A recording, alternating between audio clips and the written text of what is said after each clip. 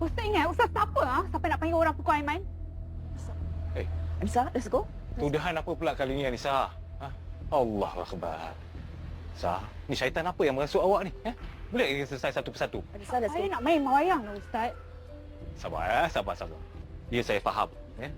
Apabila satu-satunya lelaki yang sanggup terima keadaan diri awak ni disakiti, mesti awak emosi, saya faham. Yalah, apabila jadi apa-apa dekat dia, nanti awak kan hilang tempat bergantung harap. Aiman tu kena pukul dengan orang yang takut kebenaran. Aku takkan lepaskan kau lah. Aku akan lawan kau habis-habisan. Sampai kau pun malulah nak gelar diri tu, Ustaz. Dasar Ustaz Fik! Bismillahirrahmanirrahim. Saya doakan dia diberi kekuatan emosi supaya tak hilang pertimbangan. Semoga Allah Subhanahu Wa Taala bersihkan hati kita semua dan jaga maruah kita.